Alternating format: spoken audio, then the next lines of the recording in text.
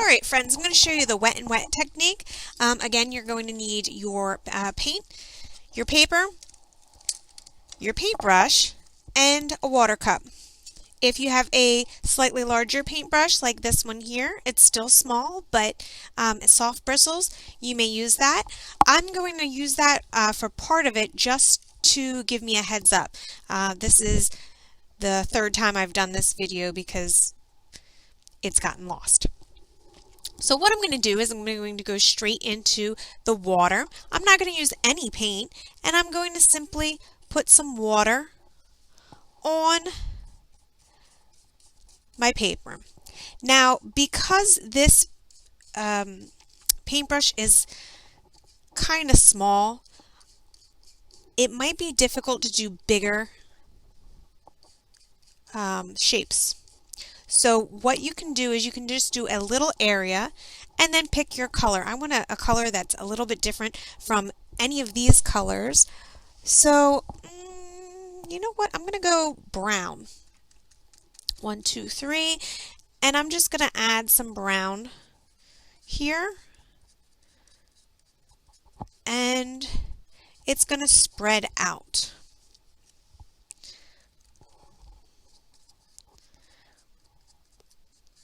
Now if I put a lot of water on it, kind of make a water bubble almost, and maybe you'll even see it. Just going to pop it on here. So I've got a nice water bubble.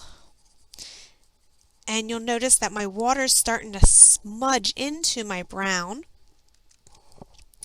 And if I touch it, it starts to spread out. It's kind of cool looking. Okay?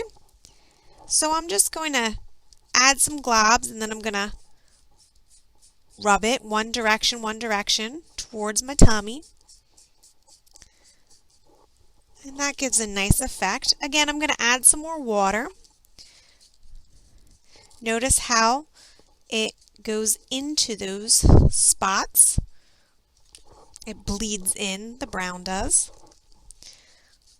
And I'm going to add some brown over top of it. Touch my water in my brown. Now I've got a nice little puddle in my brown, so I'm going to just continue to add it to my water that's already on my paper. And you'll notice where there's more water, the color is lighter, and where there's less water, the color tends to be a little bit darker. So I'm going to rinse this out, swoop it up, and put it away. I can continue with this technique, or I can choose another technique from Schoology. Have fun, guys! When you're all finished your painting, you're going to dump your water cup out in the sink. I suggest rinsing it out, putting some water in it, swooshing it around, dumping it again, and maybe doing that a second time. So it's nice and clean, and then you'll lay it upside down to dry. Please put it on a paper towel or something so that you don't make the counter or something else all wet. When you are all finished with your painting, please make sure you rinse your paintbrush out very well, washing it in there 10 times, swirling it around, maybe even 20, swooping it up, and lay it down to dry. You can then close it. If you notice that your paints are still wet, and your paintbrush is wet and this is all messy, maybe let it open and let it dry for a while, and then once you see all of the containers or all of the paint is dry, then you may close it and put it back inside of your art bag. Please make sure it's all dry before you close it.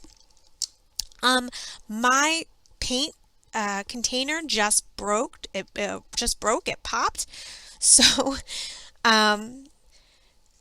I definitely need to make sure that they're all dry before I put it in with all my papers, or they're going to mess up my papers. Okay? So just so you know that.